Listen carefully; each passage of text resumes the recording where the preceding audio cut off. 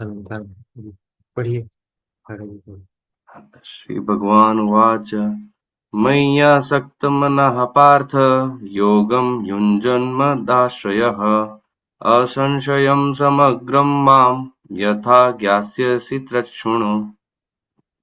जी, तो एक आख या दो और व्यक्ति पढ़ना चाहें?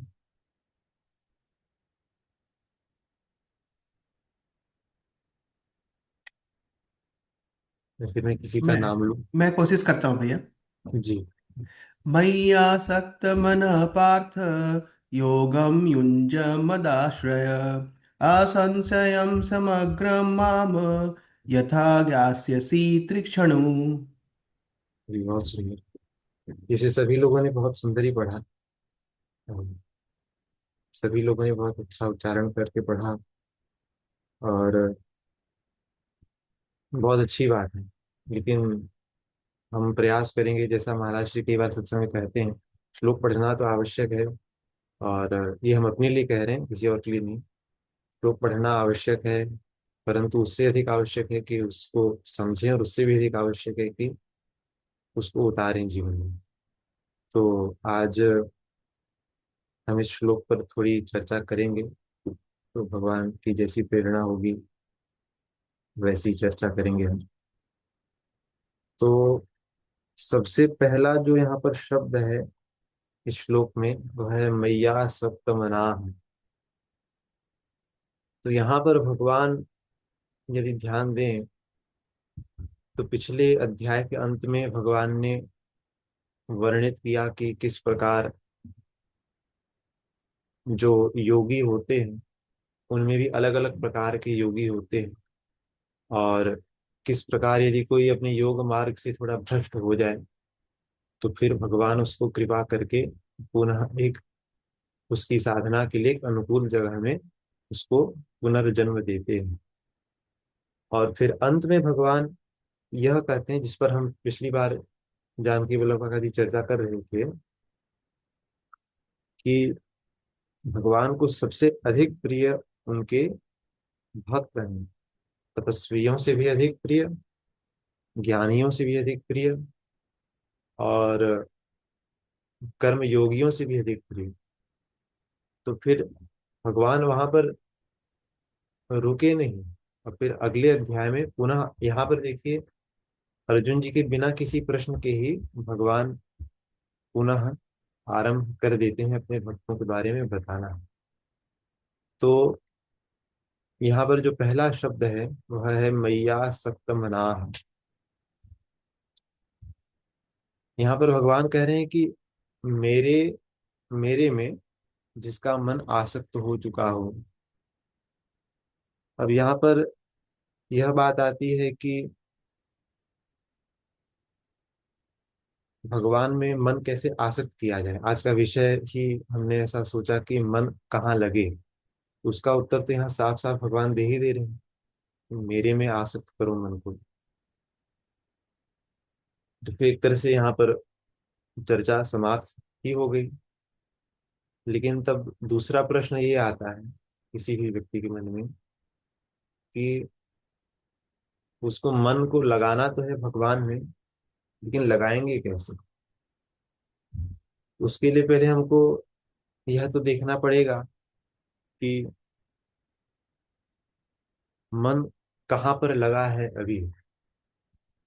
मन अभी जो है हमारा, वो, मेरा वीडियो ना बहुत हिल रहा है। कोई बताएंगे कि सही सही आ रहा है मेरी आवाज और मेरा वीडियो? सही क्योंकि आ रहा है मेरे गोविंद तरफ जी। से बहुत फ्रीज हो रहा है। सही आ रहा है गोविंद जी। और वीडियो भी सही है। तो हाँ, अभी जो हमारा मन है वो हमारे परिवारजनों में लगा है, हमारे धन में लगा है, हमारे पुत्रों में, अपनी स्त्री में, अपने धन में, अपने घर में, अपने जॉब में इत्यादि।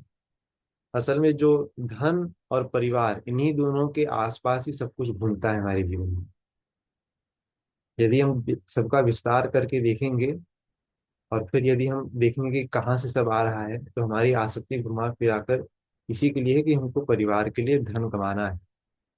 तो हमने अपने मन को तो इतने सारे जगह बांट कर लगा दिया है। और मन इतने सारे जगह जब लगा है, तो मन तो है एक। महाराज श्री जब उद्धव जी के प्रसंग में चर्चा करते हैं, तो एक पद का उल्लेख कई बार करते हैं कि ऊधो मन न भय 10-20। तो वहां पर जो गोपियां कहती हैं कि हमारे मन तो एक बीस 10-20 तो है नहीं, एक ही मन है, और वो तो श्याम सुंदर जी के साथ चला गया। परंतु उनकी स्थिति उल्टी है और हमारी स्थिति उनसे कुछ उल्टी है। उनकी स्थिति ऐसी है कि उनकी स्थिति मनस्थिति भगवान में ही लग चुकी है पूरी तरह से।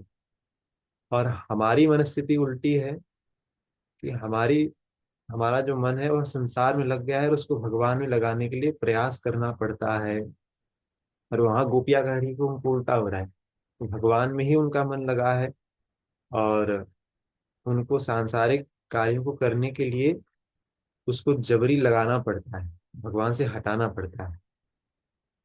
तो यहाँ पर सबसे पहली बात तो यह निकल के आती है कि यदि भगवान में अपने मन को आसक्त करना है, तो पहले जहां चिपका है अभी वहां से उसको थोड़ा हटाना होगा। आसक्त मतलब चिपक गया है। तो ये हमको पहली चीज प्राप्त होती है। तो उसके लिए किस प्रकार हम प्रयास कर सकते हैं? स्वामी राम सुखदास जी महाराज लिखते हैं कि भगवान को शुद्ध भाव से यदि हम चाहेंगे, तब जाकर हमको भगवान मानेंगे कि ये मेरे में आसक्त हो रहा है।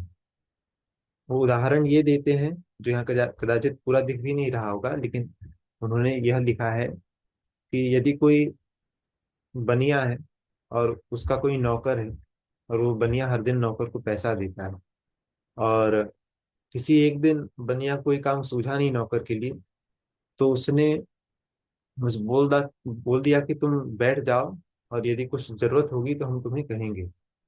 फिर दिन के अंत में जब नौकर अपना धन मांगता है उससे, बनिए से, तो फिर बनिया पूछता है कि तुमने किया क्या जो मैं तुम्हें पैसा दूं। तो वो उसका उत्तर ये होता है कि आपने कहा था कि तुम बैठो, कोई काम होगा तो मैं तुम्हें बताऊंगा, तो मैं आपने जो बताया वो मैंने किया, तो आपका काम तो मैंने दिन भर किया है। उसी तरह से हमको यहाँ पर ये समझना है, जो अगले महत्वपूर्ण शब्द में है, मदाश्रय, इस श्लोक में भगवान कह रहे हैं कि मेरे आश्रित हो जाओ। इसमें भगवान कहना क्या चाह रहे हैं कि तुम जो प्रयास करोगे उसके बल से तुम मुझे पा जाओगे, यह नहीं होगा। तुम प्रयास तो करो, लेकिन तुम्हारे प्रयास से मैं मिल जाऊंगा, यह आवश्यक नहीं है। जब तुम शुद्ध भाव से प्रयास करोगे, सच्चे हृदय से प्रयास करोगे, तब जाकर जो है मैं मानूंगा कि तुम मुझे पाने का प्रयास कर रहे हो और तुम मेरे आश्रित हो। तब मेरी जब कृपा होगी, भगवान कह रहे हैं, मतलब भगवान का भाव यह है कि मेरी कृपा होगी तब तुम्हारा मन मुझ में लगेगा। क्योंकि साधक किसका प्रयास कर रहा है? साधक प्रयास कर रहा है कि संसार से हमारा चित्त हटे और भगवान में लगे। तो यह हमने थोड़ा थोड़ा इस पहली पंक्ति के थोड़े थोड़े भाव देखे हमने। किसी के कोई प्रश्न या विचार अभी?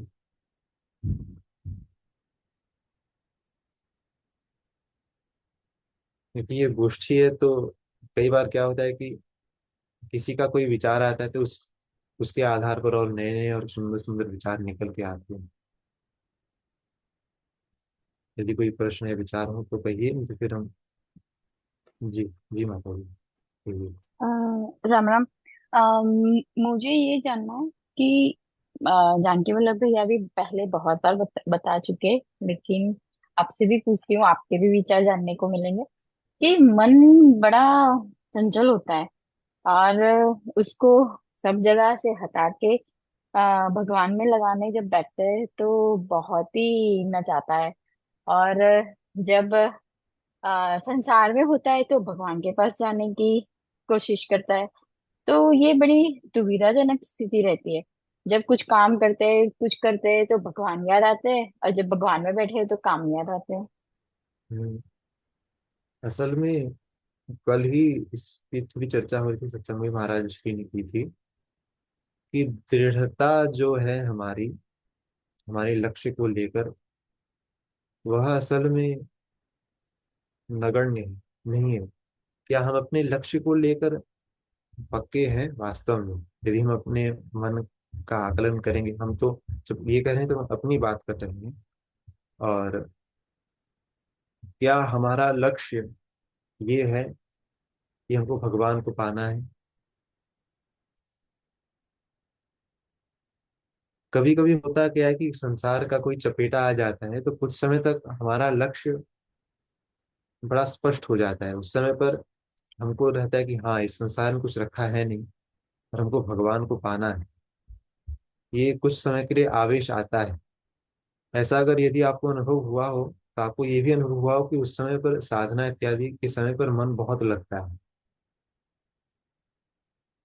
आपको ऐसा हुआ होगा, मुझे हाँ, विश्वास है, और लोगों का। आपकी बात सही है, वैसा ही होता है। जी, लेकिन कुछ दिन बाद वह जो लक्ष्य है, उसकी जो दृढ़ता है, जैसे महाराज जी कल कह रहे थे, दृढ़ता नहीं रहती कुछ दिन बाद। ऐसा होता है ना। और जब दृढ़ता चली गई, हमको लक्ष्य याद नहीं रहा, तो फिर जो हमारी मनस्थिति होती है वह फिर से संसार की ओर चली जाती है।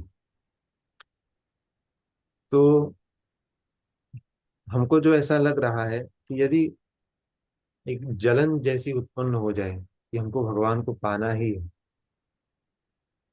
तो फिर मुझे लगता है कि जो मन दृढ़ता से नहीं लगता, वो लगना आरंभ हो जाएगा। क्योंकि जब तक जलन नहीं होगी तब तक संसार बहुत मीठा लगेगा। और जब अंदर से जलन होगी भगवान को पाने के लिए, तब जाकर धीरे धीरे सारे विकार मिटने लगेंगे। क्योंकि तब क्या है कि अगर जलन वास्तव में उत्पन्न हो गई तो मन की एकाग्रता बहुत बढ़ जाएगी अपने लक्ष्य की ओर। और जब एकाग्रता बढ़ जाएगी, फिर असल में जब हम एकाग्र होकर कोई काम करते हैं, हमको ऐसा प्रतीत होता है अपने अनुभव से, तो वह कार्य बहुत जल्दी संपन्न होता है, बहुत अच्छे से संपन्न होता है। लेकिन यदि हम एकाग्र, ये तो सांसारिक चीजों के लिए भी है, और यही चीज पारमार्थिक चीज में भी होगी। यदि हम अपने लक्ष्य को लेकर एकदम सुस्पष्ट हो जाएं, नहीं हमारा लक्ष्य अभी क्या रहता है, हम यदि सोचे, अगर उदाहरण के लिए, यदि सत्संग में ही या फिर कहीं और भी किसी ने हमको कुछ कह दिया जो हमको, हमारे अभिमान को थोड़ा थोड़ा प्रहार हमको हो गया, हमारे अभिमान को। यदि किसी व्यक्ति के हृदय में भगवत प्राप्ति का दृढ़ लक्ष्य होगा, तो उस बात पे कितना देर तक उसका मन मंडराता रहेगा? बिल्कुल नहीं मंडराएगा। वो उसको तुरंत विवेक रूपी तलवार से काट कर हटा देगा, क्योंकि उसको अपने लक्ष्य का स्मरण है। परंतु जो व्यक्ति अपने लक्ष्य को लेकर स्पष्ट नहीं है, जिसको अभी भी मान की भूख है, जिसको अभी भी विषयों की भूख है, विषय भोग की भूख है, जिसको अभी भी संसार की भूख है, तो वो अपने मन को कैसे हटा पाएगा? तो ये हमको ऐसा लगता है। यदि किसी के और विचार हो तो आप भी कह सकते हैं, या कोई और प्रश्न हो तो वो भी कह सकते हैं। हाँ, विचार तो नहीं लेकिन प्रश्न उठ रहा है। मीन्स लक्ष्य तो गुरुजी के सानिध्य में रह के तो समझ में आता है कि क्या हमारा लक्ष्य होना चाहिए, भगवत प्राप्ति के मार्ग में सत्संग सेवा सब करना है। लेकिन कभी कभी संसार बेड़ियों जैसा लगता है, मुझे तो लगता है। क्योंकि बहुत सी लिमिटेशन हो जाती है, अरे यार ये करना है लेकिन ये सब काम प्रायोरिटी में। तो उन सबको साथ में रख के जब करने की कोशिश करते हैं तो बहुत सी ऐसे लगता है कि अगर आज ये नहीं होता तो मैं ये काम और अच्छे से करती। लेकिन मुझे वो भी पता है कि उसके साथ जब कुछ नहीं, संसार मीन्स जो बेड़िया लगती है उसके साथ अगर मैं करूंगी तो वो ज्यादा फलदायी होगा। लेकिन कभी कभी मेरा तो वो वाला स्टेज आ जाता है कि टू मच वाला हो जाता है कि अच्छा, आज तो अब इतना जो मुझे मैं कर सकती हूँ वो नहीं कर पा रही हूँ, लेकिन मुझे इसी के साथ करना है, वो रखती हूँ माइंड में। जी। तो मतलब जो अगर मैं आपका समझा तो आप ये कह रही हैं कि गृहस्थ परिवार में रहने के कारण जो हमारी बहुत सारे उत्तरदायित्व होते हैं उसके साथ साथ भगवान को में मन लगाना थोड़ा कठिन हो जाता है, यही कह रही है ना? हाँ जी। तो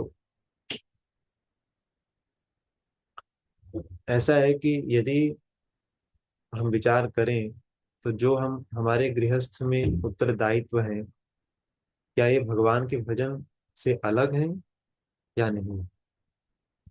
यदि इस पे इसमें जो आप कह रही हैं ना कि ये सारे कार्य करते समय पर बहुत एग्जॉस्ट हो जाती हूँ और फिर भगवान में मन नहीं लगता, हमको ऐसा प्रतीत होता है जो हमने महाराज श्री के मुख से सुना है कि वह जो आप कार्य कर रही हैं वह भी भजन ही हो सकता है।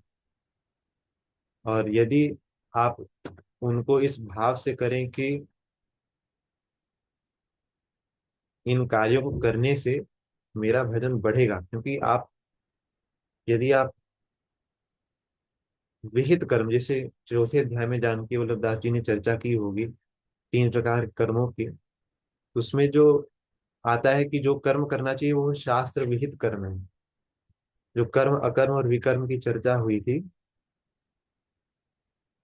उसमें जो कर्म था जो हमको करना चाहिए उसमें तो ये सब चीजें आ जाएंगी ना, जो आप कह रही हैं कि गृहस्थ में बहुत कार्य होते हैं, परंतु उनको करते करते भी भगवान को पाया जा सकता है। ऐसा नहीं कि कोई अलग से उन कार्यों को करते समय पर भजन नहीं हो सकता, ऐसा नहीं है।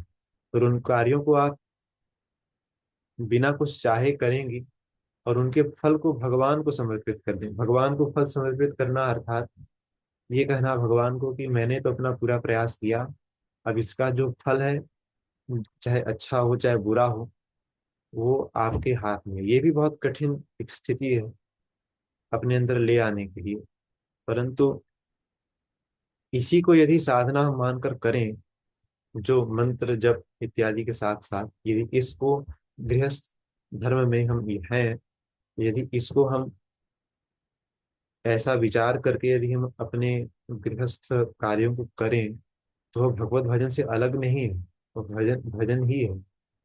उसमें भी आपका मन भगवान में ही लगा रहेगा, क्योंकि आप हर काम को करने के बाद भगवान से यही भावना रख रही हैं कि हे भगवान, आप जो भी इसका आपको उचित लगे, मैंने तो अपना कार्य किया, आपको जिस प्रकार आपको लगे कि इसका फल होना चाहिए उसी को आप हमको दे दीजिए।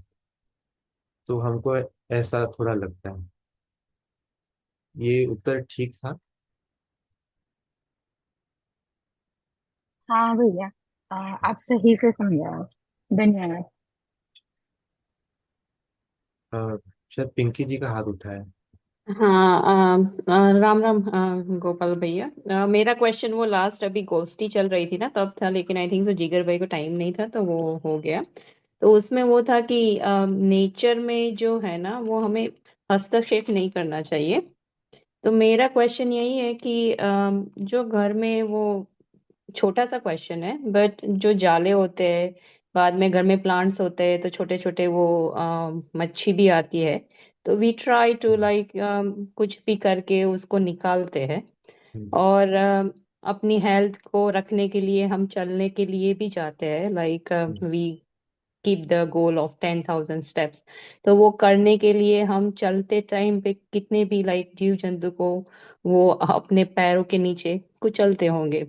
तो वो सब जी। उसका हमें लाइक माइंड में रखे तो उसका कर्म कैसे मिलता है? जी। तो ये बहुत अच्छा प्रश्न है। तो हमको पहली बात तो यह है कि इसीलिए कहते हैं कि हमसे क्षण क्षण में पाप होते हैं। नहीं, जब हम सुनते हैं कहीं पर कि हमसे तो हर क्षण पाप हो रहे हैं, उसका प्रत्यक्ष उदाहरण जो आप कह रही हैं यही है। जब हम चलते हैं, यहाँ तक कि जब हम सांस भी ले रहे हैं अंदर और बाहर, तो उसमें ही कितनी बैक्टीरिया की मृत्यु होती होगी। नहीं, क्योंकि हवा में बहुत सारे ऐसे प्राणी हैं जो हमको दिखते नहीं हैं, बहुत छोटे छोटे अणु के हम्म। सदृश। सही है। तो हर क्षण हमसे पाप हो रहे हैं। अब उसमें बात आती है, इसमें दो प्रकार से हम समझ सकते हैं। आपने जो पौधे के उदाहरण में कहा, जैसे हमारे यहाँ तुलसी जी है, तो तुलसी जी की हम्म। सेवा में यह भी एक महत्वपूर्ण अंग होता है कि यदि हम ध्यान नहीं देंगे तो मकड़ी लोग आकर उसमें जाला बना लेंगे, हम्म। और फिर तुलसी जी धीरे धीरे उनकी स्थिति खराब होने लगेगी। उसमें हमको तुलसी जी की रक्षा करनी है, या तो तुलसी जी जाएंगी या तो मकड़ी जाएंगे। तो हमको प्रयास ऐसा करना चाहिए कि मकड़ी वहां आए ही ना, उनको ऐसा वातावरण ना मिले। जो भी स्प्रे इत्यादि डालना हो, तो प्रयास हमेशा यह करना चाहिए कि चीज बची भी रह जाए और किसी की हानि ना हो। जैसे उदाहरण के लिए, यदि कोई मच्छर हो आपको बहुत परेशान कर रहा है, तो उनको मारने से और अच्छा विकल्प ये है कि यदि हम ऐसा कुछ लगा लें जिससे वो हमसे हमारे पास ही ना आए। जो हम्म। हमको सर्वोत्तम, ये हमको सबसे अच्छा लगता है, यदि कुछ ऐसा लगा लें कि हम हमारे पास ही ना आए, तो फिर उससे उनकी हत्या भी नहीं होगी और हमको कष्ट भी नहीं होगा। क्योंकि हमको ऐसा नहीं है कि अ, हमको तो अपना पूरा बचाव करना ही है, परंतु ऐसा प्रयास करना चाहिए कि जब तक एकदम नितांत आवश्यक ना हो, कि मतलब इसके बिना कुछ हो नहीं पा रहा है, तब तक किसी का कुछ बिगाड़े नहीं। हम्म। और दूसरी लेकिन बात। चलने के लिए हम हेल्थ लाइक अपनी हेल्थ को सोच के जा रहे हैं बाहर जी। चलने के लिए। जी। और तो उसमें हम कैसे ले कि वो करना चाहिए कि नहीं हाँ। करना चाहिए? जी, हम लोग तो चलते, कहीं भी चलते हैं, हेल्थ के लिए चलें या चाहे विद्यालय के लिए हम्म। चलें, ऑफिस के लिए चलें, उसमें कीड़े तो मरेंगे ही। हम्म। परंतु देखिए उसमें, और ऐसा नहीं केवल हमारे लिए, जो बड़े बड़े संत हो गए उनके पैरों के नीचे भी मरते थे और आज भी मर रहे हैं कीड़े। हम्म। हम्म। तो फिर इसका मतलब क्या वो सब नरक में जाएंगे? नहीं, ऐसा नहीं है। उसमें फिर बात आती है कि यदि आप अपने, आप किसके लिए चल रहे हैं आप, या आप अपने स्वास्थ्य के लिए चल रहे हैं। अब अपने स्वास्थ्य के लिए क्यों चल रहे हैं, इसमें भी कई विकल्प हो सकते हैं। इसमें यह विकल्प हो सकता है कि आपको स्वस्थ शरीर रखना है, जिससे कि आप अधिक से अधिक समय भगवान का भजन कर सकें, एक वो विकल्प है। हम्म। हम्म। दूसरा विकल्प है कि आप स्वस्थ शरीर रखना चाहते हैं जिससे कि आप और लोगों की सेवा कर सकें, ये भी एक अच्छा विकल्प है। तीसरा विकल्प है कि आप एक अच्छा शरीर इसलिए रखना चाहते हैं कि तब आप अधिक से अधिक समय आप भोगों को भोग सकें, आपका शरीर बहुत सुंदर लगता रहे। आप 50 साल के हो लेकिन आप कम लगते हो हम्म। आपको। तो आपकी चेतना कहाँ पर है? आपकी चेतना भी शरीर में है, या आपकी चेतना परोपकार में है, या आपकी चेतना भोग विलास में है, या आपकी चेतना भगवान के भजन में है? उस पर निर्भर करता है कि आपको फल। और इसमें देखिए, यदि हम, जो हमने चर्चा की थी कुछ समय पहले, यदि हम कार्यों को कर कर फिर भगवान के चरणों में इसको समर्पित कर दें कि हमने ये कार्य किया इस उद्देश्य से, भगवान आपको जो लगे आप उसका फल हमको दीजिए। यदि हम वॉक करने भी जाएं और उसमें भाव ये हो कि हमको भजन करने के लिए, सेवा करने के लिए हमको स्वस्थ शरीर चाहिए, हमको अपने लिए कुछ नहीं चाहिए, और फिर तो उससे क्या होगा कि भगवान देखेंगे कि इसका उद्देश्य सही है, तो फिर उसके पाप को वो गिनते नहीं। आप समझ रही हैं? उसमें न पाप होता है न पुण्य होता है। हमने 2020 में ही कोविड के समय पे जब महाराज श्री गीता करते थे, तब कई बार उन्होंने यह बात कही थी कि यदि कर्म निष्काम होता है तो फिर न उसका पुण्य होता है न उसका पाप होता है। आप समझ रही हैं? पाप हाँ, और हाँ। पुण्य का फल तब मिलता है जब हमारी हमारे कर्म किसी कामना के द्वारा होते हैं। नहीं तो फिर उसका ओके। पाप और पुण्य नहीं लगता। यही कर्म योग हम्म। है ना, जो कर्म योग की बार बार चर्चा आती है कर्मयोग का सार यही है कि आपको, कर्मयोग का उद्देश्य है कि आपको बंधन से मुक्त कर दे। बंधन से मुक्त होना अर्थात क्या, आप संसार से मुक्त हो गए। अब संसार से मुक्त कब तक नहीं होंगे, जब तक आपका पाप और पुण्य बना रहेगा। तो आपको उससे मुक्त होने के लिए आपको इस प्रकार कर्म कर्म करना पड़ेगा कि आपको पाप और पुण्य उसका ना मिले। और वो कैसे होगा, जब आप बिना कामना के आप कर्म करेंगे। आप समझ रही हैं? हाँ हाँ, समझ रही हूँ, जी। लेकिन वो वही है, बाद में घर में साफ सफाई करने के लिए लाइक घर में भी वो जाले होते हैं ना, तो साफ सफाई हाँ। करते हैं तो हम घर को लाइक क्लीन रखने के लिए करते हैं। जी। लेकिन उसमें भी वो ऐसा लगता है कि वो सही कर रहे हैं कि गलत कर रहे हाँ, हैं। घर की सफाई जैसे करनी होगी तो उसमें भी प्रयास हम्म ये करें। जैसे हमारे यहाँ पर कभी कभी अगर कीड़े दिख जाते हैं तो हम क्या करते हैं, उनको उठाकर हम बाहर ले जाते हैं। उससे क्या है कि हम्म घर भी साफ हो जाता है और उनकी कोई हानि हम्म। वैसे नहीं होती। पानी भी नहीं होती, ऐसे बिल्कुल। प्रयास करना चाहिए कि किसी को हानि ना हो। और हम्म। क्योंकि घर, यदि हम मकड़ी के जाले को हटाएंगे नहीं तो घर तो गंदा हो जाएगा। हम्म फिर आप उसमें कौन सी चीज करना, आप उसमें अच्छे से भजन कर पाएंगे, ना किसी की सेवा कर हम्म पाएंगे, नहीं अपने सांसारिक हम्म कार्य को कर पाएंगे। तो इस हम्म प्रकार से प्रयास ऐसा करना चाहिए। और उसमें यदि हमारा भाव ये हो अंत में कि, यदि हमारा भाव, जो हमारा लक्ष्य यदि भगवत प्राप्ति की हो, और उसमें हम्म हम शास्त्र के हाँ, द्वारा दर्शाए हुए मार्ग का अनुसरण करेंगे, तब उसमें यदि कोई पाप हमसे हो भी जाए अनजाने में, तो फिर उसका फल नहीं होगा। ठीक है। जी। थैंक यू भैया। लेकिन इसका मतलब नहीं है कि हमको अ, इस आड़ में पाप करते रहना चाहिए, नहीं तो फिर उसका पाप दुगना हो जाता है। परंतु आप समझ रही हैं मैं क्या कह रहा हूँ? उसका भाव, उसके पीछे का भाव क्या है, वो जी। कौन से भाव से हम कर रहे हैं, उसके हिसाब से हमें हमारे कर्म मिलेंगे। जी। वो उतना पता चला मुझे। जी। धन्यवाद भैया। तो और किसी कोई प्रश्न हो तो फिर हम आगे चलें। तो यहाँ पर रा, जो मलार, अच्छा, किसी की आवाज आएगी। राम जी, राम राम राम जी। राम राम। अम, राम जी, जब ये मेरा आवाज गूंज जी रहा है क्या? नहीं, आपकी आवाज ठीक आ रही है। अच्छा। अ, राम जी, जो श्याम प्रिया बहन ने प्रश्न पूछा था गृहस्थ के बारे में, और अभी एक बहन ने पूछा था भाव संबंधित, तो मुझे वो जैसे कई बार ऐसा होता है कि हम गृहस्थी हैं और साथ ही साथ हम गुरु जी के सेवक हैं, मतलब शिष्य हैं।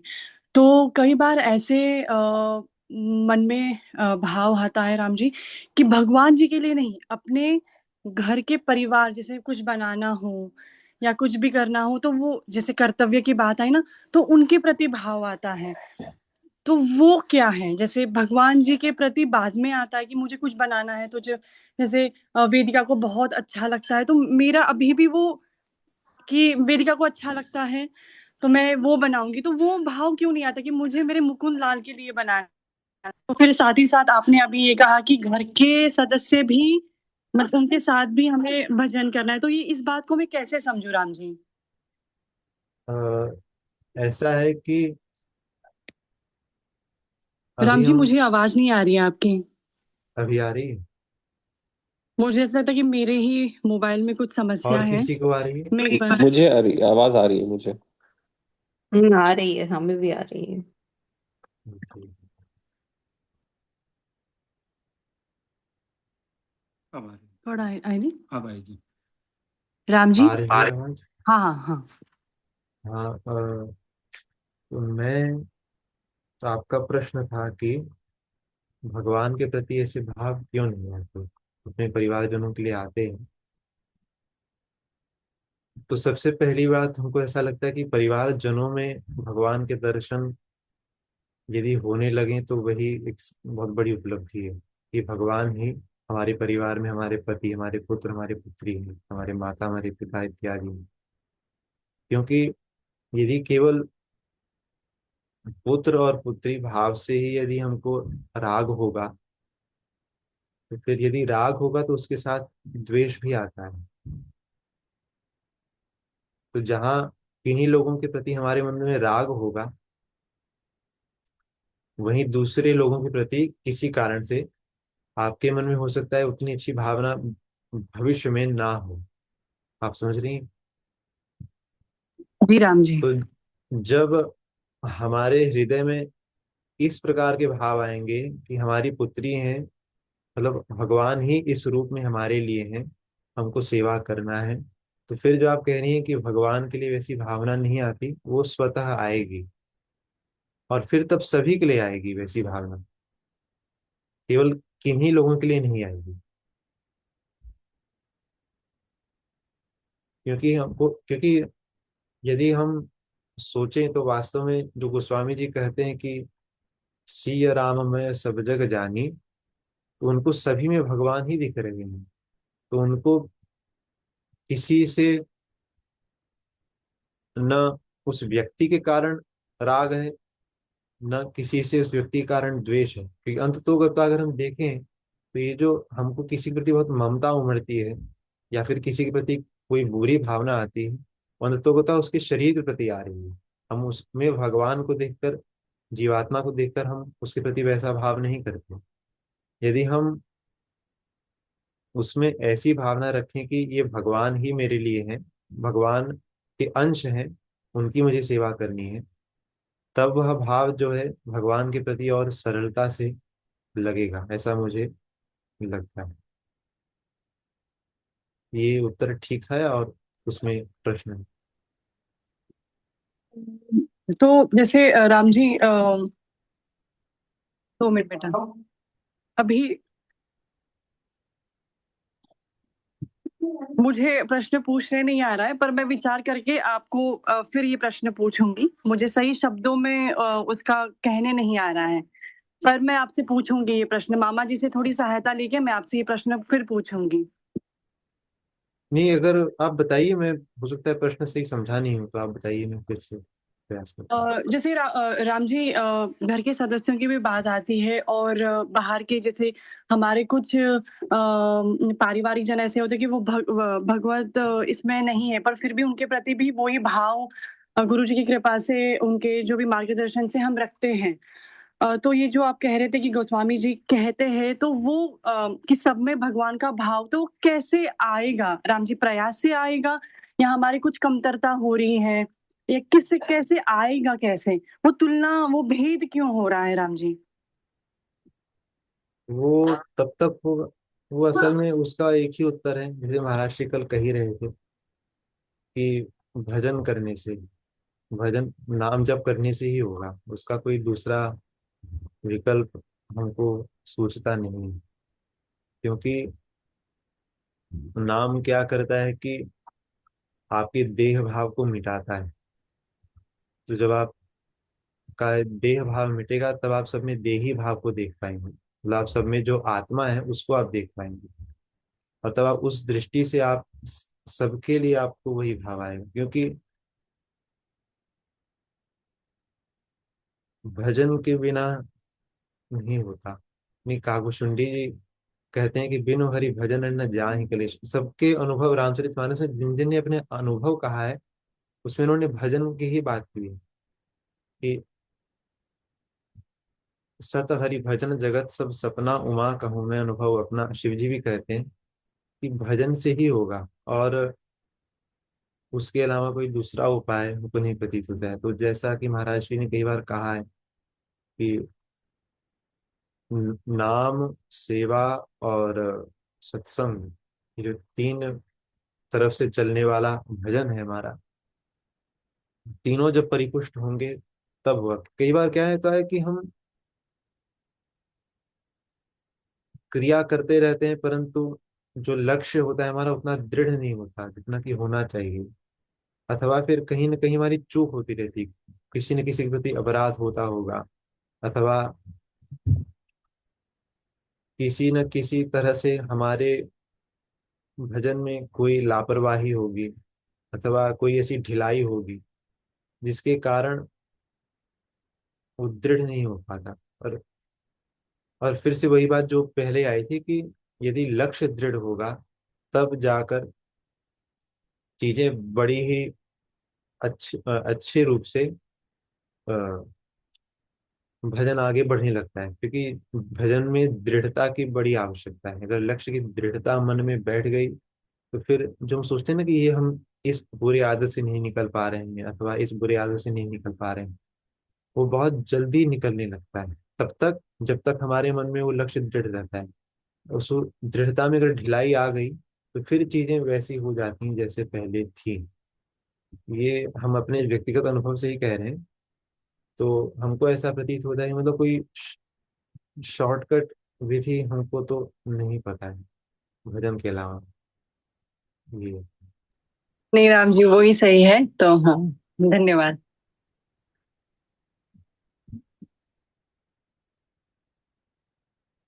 यहाँ पर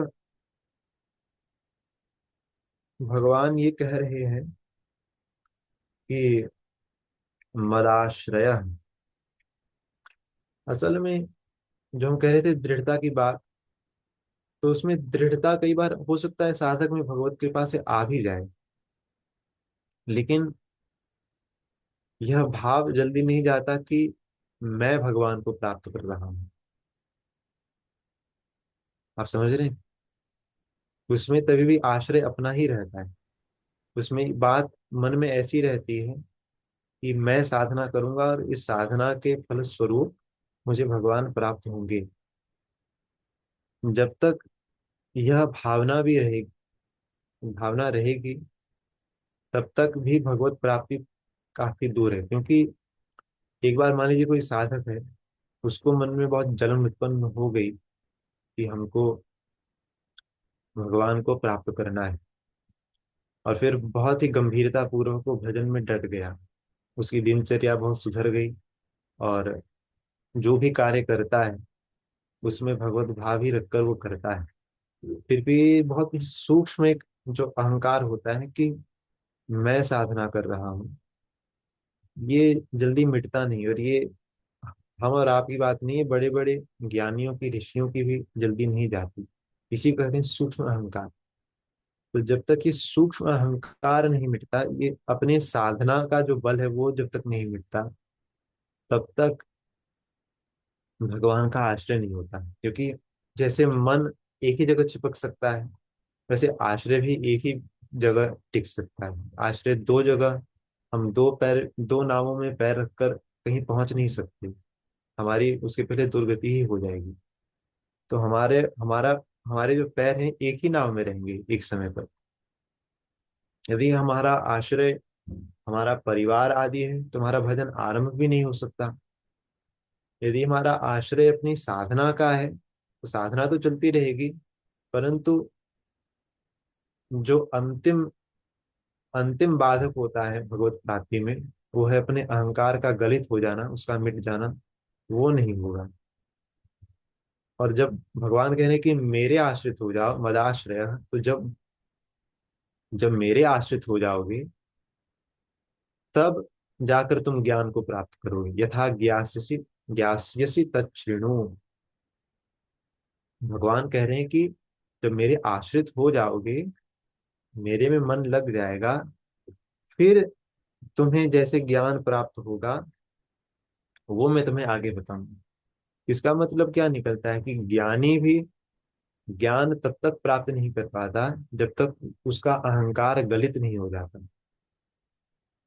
नहीं, महाराज श्री ने कहा है कि ज्ञानी और भक्त में केवल एक अंतर है कि ज्ञानी भगवान में मिल जाता है और भक्त है भगवान की सेवा में लग जाता है। बस इतना ही अंतर है। लेकिन दोनों में यदि हम देखेंगे, दोनों के दोनों की साधना में जो अंतिम बाधक होते हैं वो होता है कि अपने अंदर एक सूक्ष्माति सूक्ष्म अहंकार की भावना होती है, जिसमें ये लगता है कि मैंने प्राप्त कर लिया है भगवान को, या फिर मैंने ही काम क्रोध आदि सारे विकारों को हटाया है। तो इसमें होता क्या है कि जब ये अहंकार निकलता है, जो सबसे सूक्ष्म होता है, तब जाकर ज्ञान प्राप्त होता है, अथवा जो कहते हैं कि भक्ति प्राप्त हो गई इनको या भगवान प्राप्त हो गए, तब ये होता है। और ये संतों के, कई संतों के चरित्र में ऐसा आता है कि जो अंतिम सूक्ष्म अहंकार होता है, ये अपनी साधना से नहीं होता। ये या तो भगवान कृपा करके कोई ऐसी परिस्थिति भेजते हैं कि व्यक्ति का अभिमान टूट जाता है, अपना बल टूट जाता है, या फिर किसी संत या गुरुजन की ऐसी कृपा होती है कि उनके उनकी कृपा से हमको यह अनुभव हो जाता है कि हम वास्तव में किसी चीज में समर्थ है नहीं। तो जब ऐसी चीजें भगवान ले आते हैं अपनी कृपा से, तब जाकर जो उनको पाने में अंतिम बाधक है, वह धीरे धीरे मिटता है। तब इसी की बात कर रहे हैं कि तब भगवान कहते हैं कि असंशयम, वो निस्संदेह मुझको जान जाएगा, मुझको प्राप्त हो जाएगा। उसमें कोई उसमें कोई संदेह की बात नहीं है। तो इस सूक्ष्म अहंकार को हम मिटाएंगे कैसे? तो पहली बात तो ये है कि भजन करते करते करते हमारे मन में धीरे धीरे विकार धीरे धीरे जाने लगेंगे। जब हम दृढ़ता से भजन करेंगे, दृढ़ता से संत सेवा, गुरु सेवा, वैष्णव सेवा आदि करेंगे, और दृढ़ता से सत्संग श्रवण और उसका मनन इत्यादि करेंगे, तब जाकर धीरे धीरे जो हमारे विकार हैं, हमारे जो चित्त में विकार हैं, वो धीरे धीरे समाप्त होने लगते हैं। और जब धीरे धीरे समाप्त होने लगते हैं, तो उससे क्या है कि साधना का आनंद बढ़ता है, भजन का आनंद बढ़ता है। जो हमारी बुरी आदतें हैं वो छूटने लगती हैं। लेकिन यदि इस समय पर यह सोच कर कि हमारे विकार हट रहे हैं इत्यादि, यदि हमने किसी महापुरुष का आश्रय छोड़ दिया, तो फिर हम अपने लक्ष्य को प्राप्त नहीं कर सकते। इन शंकराचार्य भगवान ने तीन चीजों को दुर्लभ कहा है। महाराज श्री ने एक दो सत्संग में कहा है, मनुष्यत्व, मुमुक्षुत्व, महापुरुष संश्रय। एक तो पहली बात, मनुष्य देह प्राप्त हो जाना, ये बहुत दुर्लभ चीज है।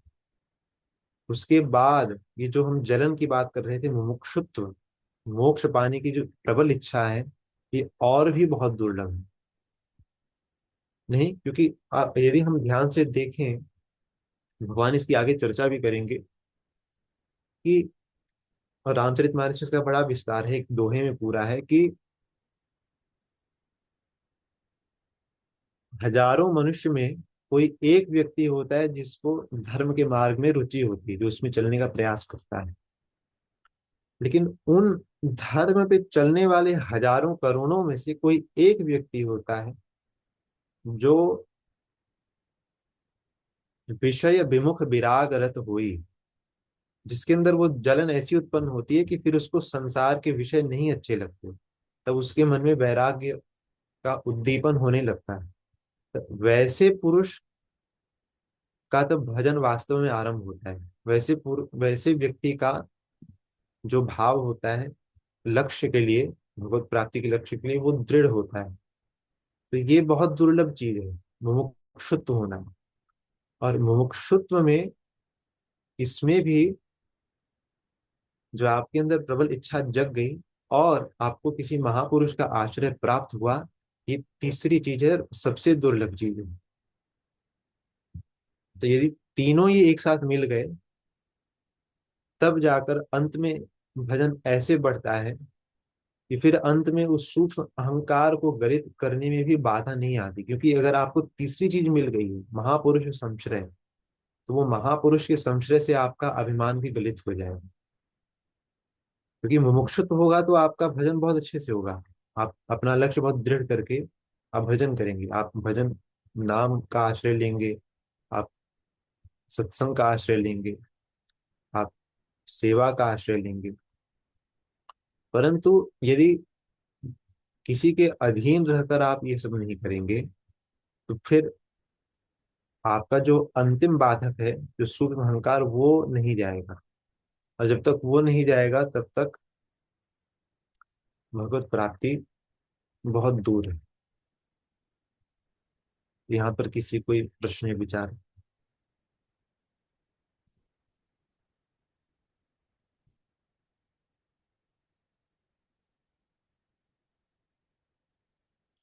हमको एक ऐसा प्रश्न, अगर किसी का प्रश्न नहीं है तो हमको भी ऐसा प्रश्न किसी से पूछें तो कोई उत्तर दे सकते हैं या अपने विचार रख सकते हैं।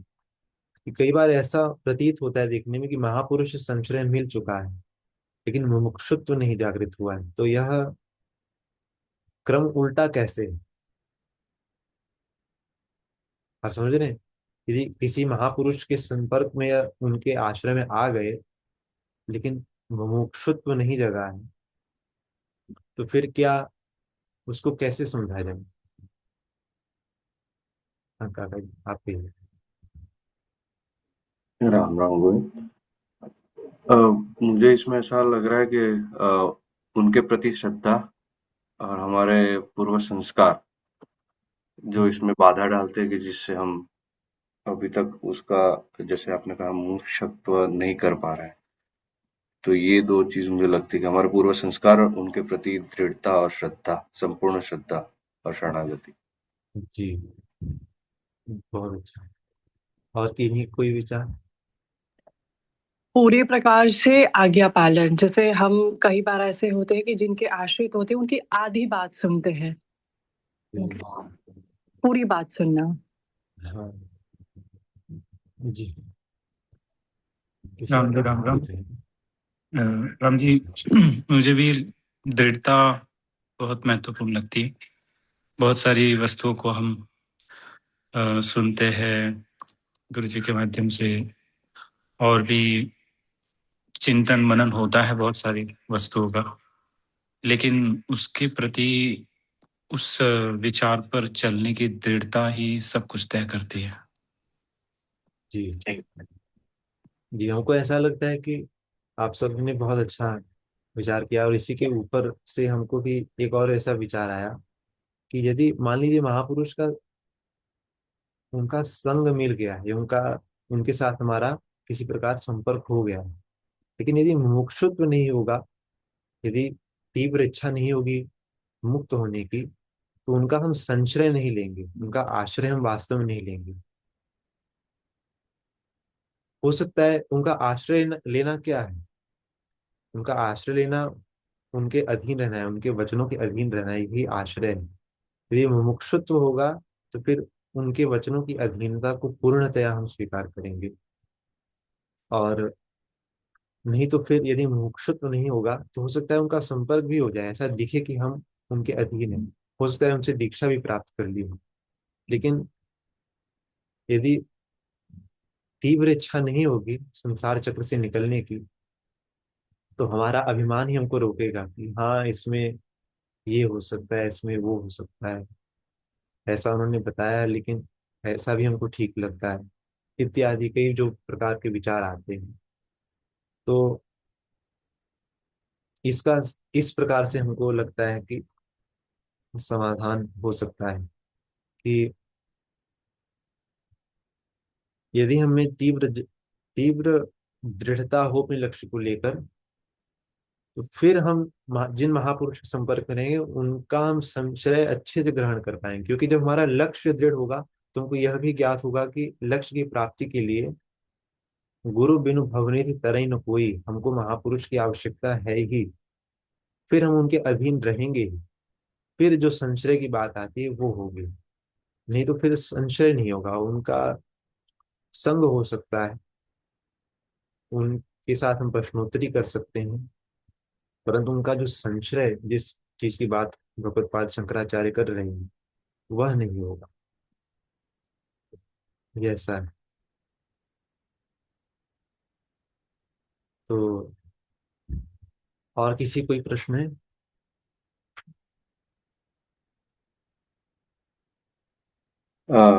मेरा एक प्रश्न है गोविंद जी, के उसमें आपने कहा शुरुआत में, जैसे आसक्ति लगाना भगवान में, मैया सक्त मना, जो आपने कहा, तो उसमें अ, एक आपने कहा कि प्रयास करना और एक शुद्ध मन से प्रयास करना। हम्म, तो जैसे शुद्धता से हम करेंगे वो तो एक आइडियल सिनारियो होगा कि चलो शुद्धता से करेंगे तो हमको पता है कि हमको आसक्ति हो जाएगी। पर अगर हम शुरुआत में जब लग रहे हैं इसमें और उसमें प्रयास करते हैं तो वो प्रयास ही होता है, जैसे आपने कहा क्रिया जैसा होता है। हम्म, तो उसको ये सतत सत्संग से प्रयास शुद्ध प्रयास में परिवर्तित होगा या फिर अ, हमको अपनी तरफ से भी कुछ करना पड़ेगा जिससे ये शुद्ध प्रयास हो, ना कि खाली प्रयास हो। जी। इसमें कई चीजें होती हैं। एक तो ये कि भगवान को यदि किसी को अपने पास बुलाना होता है, मतलब अपने मार्ग पर जल्दी लगाना होता है, तो उसको थोड़े एक दो चपेटा मार देते हैं, मतलब उसके जीवन में। उससे फिर उसका प्रयास तुरंत शुद्ध हो जाता है। और यदि वैसा ना भी हो तो भगवान और भी मार्ग, भगवान कई बार क्या करते हैं, सत्संग में ऐसी बात सुनवा देते हैं या कहलवा देते हैं कि जो सुनने वाला है उसके हृदय में ऐसा धक्का लग जाता है कि उसको लगता है कि नहीं, बस अब लग ही जाना है। क्योंकि वास्तव में यदि आप सोचें, आपको जितने बार जीवन में ऐसा कभी कभी कुछ क्षण आए होंगे कि भजन का बहुत तरंग आ गया है, मतलब बहुत इच्छा हो रही है, तीव्र इच्छा है कि हमको भजन अच्छे से करना है और मन अच्छे से लगता है, उन समयों पर आप विचार करें तो आपके खुद के प्रयास से वो समय आए या किसी सत्संग के बात के माध्यम से या फिर भगवान की किसी विशेष कृपा के माध्यम से वो आए। लेकिन भगवान बात की फिर दूसरी आती है, वो कृपा या वो ऐसी बात किनको मिलती है जो एक्सेलरेटर वाला काम करते हैं। आप समझ रहे हैं, वो उनको मिलती है जो आप कह रहे हैं कि प्रयास करते हैं, भले वो अशुद्ध ही, मतलब पूरे भाव से ना हो, लेकिन जिन्होंने जो अपना कर्म कर रहे, हो सकता है उनका पूरा मन नहीं लगा हो, परंतु तभी भी वो जो भी गुरु के द्वारा दिए गए नियम अथवा जो भी सेवा अथवा जो भी उनके अन्य दायित्व हैं, उनका यदि आप पालन कर रहे हैं ईमानदारी से, तो उससे क्या होता है कि उसका फल होता है कि आपको, उस भजन का फल होता है कि आपको ऐसा कोई अवसर प्राप्त होता है जिसमें आपको के भजन को अच्छा सा धक्का मिले। आप समझ रहे हैं, तो उसमें हो सकता है कि शुरू में आप जो कह रहे हैं शुद्ध प्रयास ना हो, लेकिन तथापि इस भावना से तो करते रहना चाहिए कि हमारा कर्तव्य है। हो सकता है कि पूरा भाव ना हो, लेकिन यदि करते ही रहेंगे, हो सकता है बिना भाव के ही, तो कभी ना कभी वो भाव आ जाएगा। भगवान कभी ना कभी कृपा करते ही हैं।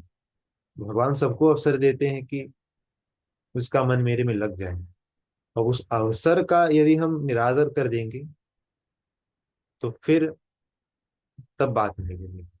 ऐसा, ये ठीक है। धन्यवाद। पिंकी जी का हाथ उठाएं। हाँ, मेरा वो क्वेश्चन था। मैं अभी ज्वाइंट हुई हूँ और अभी सुन रही हूँ ये सब। तो आपको वो कब पता चलता है कि आपके लिए कौन से गुरु होने चाहिए? और लाइक अभी तो मुझे पता ही नहीं है कि क्या है ये सब, आगे जाके क्या होगा। लेकिन वो टाइम कब आता है कि आपको लगता है कि नहीं, अभी आगे जाने के लिए गुरु का गाइडेंस चाहिएगा? जी, जब गुरु की आवश्यकता तो साधना में इसलिए होती है क्योंकि यदि हम केवल साधना करते रहेंगे, जैसे मान लीजिए आप केवल नाम जप कर रहे हैं और आप पे कोई शासन करने वाला नहीं, क्योंकि हमको अंततः शासक चाहिए, कोई हमारे ऊपर शासन कर सके। और यदि हमारे ऊपर कोई शासन नहीं करेगा तो फिर हमारे विकार अपने आप से तो हम हटा नहीं सकते। हमको तो ऐसे उदाहरण सोचने में नहीं आ रहे हैं किसी संत के जिन्होंने गुरु ना किया हो। कोई एकाक हो सकता है, होंगे बहुत विरले, लेकिन जितने भी आचार्य हैं, यहाँ तक कि भगवान ने स्वयं गुरु किया है, जब वो जितने बार पृथ्वी पर आते हैं तो गुरु स्वयं इसलिए करते हैं कि मनुष्य को यह शिक्षा प्राप्त हो कि हमको गुरु चाहिए, वो गुरु करना चाहिए।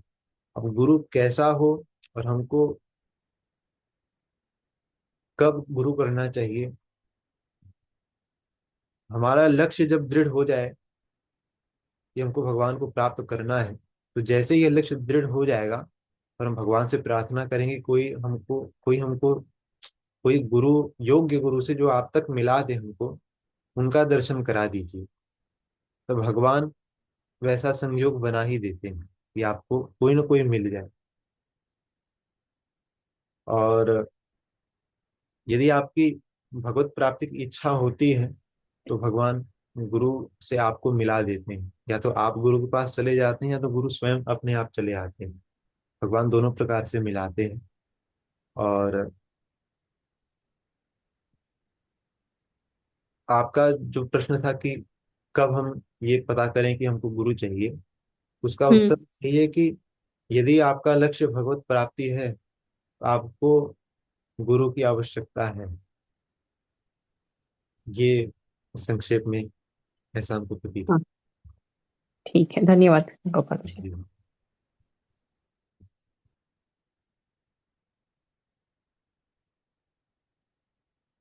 यदि किसी और के कोई प्रश्न ना हो तो, किसी कोई प्रश्न हो तो बोलें, नहीं तो फिर आज के लिए यहीं पर विराम करें। हमने जो महाराज श्री से किंचन मात्र सुना है वही सब हम कह पा रहे हैं यहाँ पर। तो आज की चर्चा यहीं पर विराम करें तो ठीक है।